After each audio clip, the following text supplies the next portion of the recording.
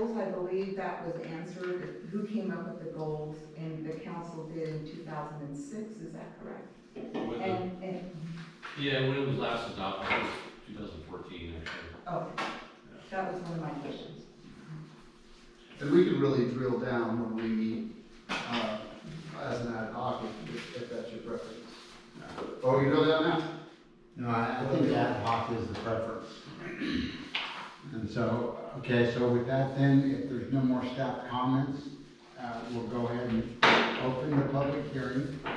And anybody that wishes to speak as a proponent to this, now is your time.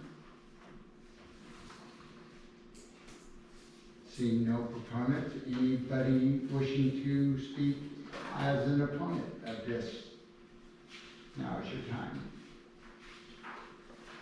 Seeing none, we will close the public hearing and council discussion. What's the wish of the council?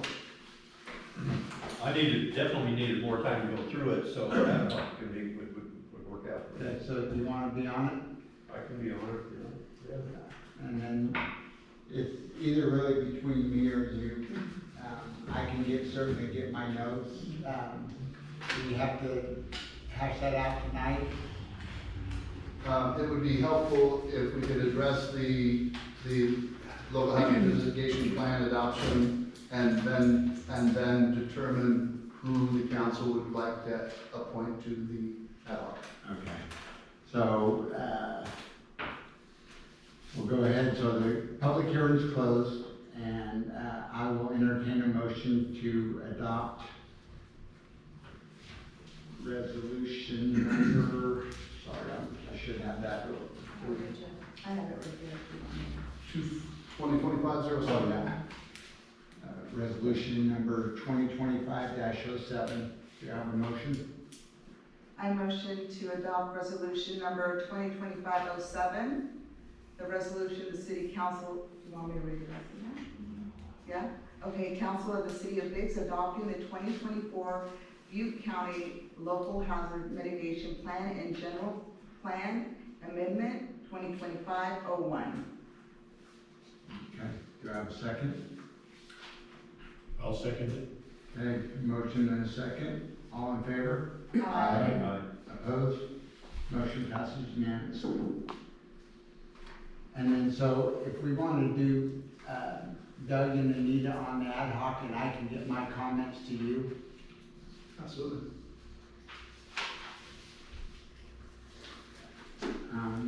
So, let me find my agenda. Okay, item 7, consent calendar. Any items that anybody wants to remove from the consent calendar? If not, I'll entertain a motion.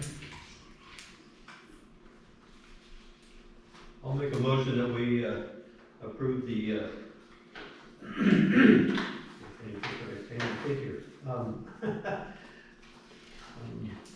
Consent calendar. yes, consent calendar, thank you, as it's written. Okay, do I have a second? I'll second. Okay, motion and a second. All in favor? Aye. Opposed? Motion passes unanimously. Item 8, discussion action, requests for a waiver of rental fees for Biggs Community Hall. Mr. Mayor, Council, we received a verbal request via phone from Jessica Evans, who is planning to execute a charitable food drive for the community, for the benefit of a Biggs church, which I didn't identify here in the staff report. Sorry. And unfortunately, for better or worse, the policy established by the city council establishes very explicit guidance for those organizations that would be eligible for a waiver of fees. Unfortunately, she was not representing any of those enumerated specific organizations. And so consequently, the authority to extend a waiver of fees rests exclusively with the council. I explained to her that we would put her on the agenda for tonight's meeting. Unfortunately, they're obviously not here. I don't see anyone here representing them. But it's still a matter of business that the council could consider. And there are a lot of factors that the council needs to weigh. And I know this sounds like a pretty straightforward question. Do we waive the fees in this case for people doing good, honest, charitable work in the city? That's desirable for people to do so. The question when you start setting aside the fees is where do you draw the line? And I'll leave that for your consideration and discussion. Okay. So with that, So, go ahead. so no 501c, no, nothing in writing was submitted for us to view, any documentation like that? She expressed that the event was in support of a local church, which I assume would be in possession of an IRS 501c3 structure. However, that's not something that was provided to staff.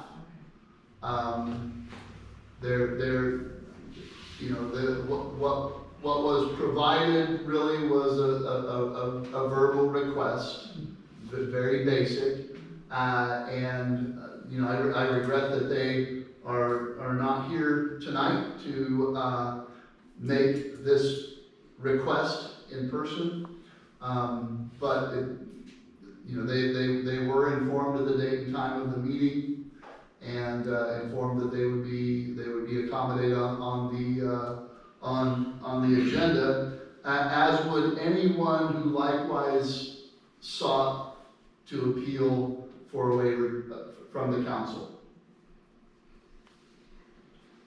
There's other committees that use the center. FFA, don't they use it?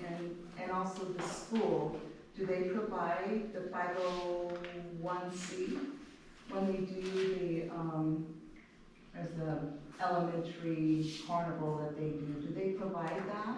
Council member, I can answer by saying that Section 3, subsection E, specifies specific organizations, including the local 4-H, FFA, and Scouting. Because that's enumerated in our policy, adopted by the council, it's really not necessary for us to request their 501c3 organizational documents. That they are clearly affiliated with groups that are enumerated in the policy, and that's what staff has to execute is the policy. By it's very expressly written that the authority to grant exceptions is reserved to the council, and that's what brings us here. Thank you. Doug, any questions? Do we know what, is it a fundraiser, what exactly? It's a food drive, food collection drive, canned foods and so forth. And she indicated that the community hall was well situated for her purposes because the side room would also offer the opportunity to set up a luncheon for all of the supporters and participants of the event. And they're gonna be using, it sounds like a kitchen too, probably, you know.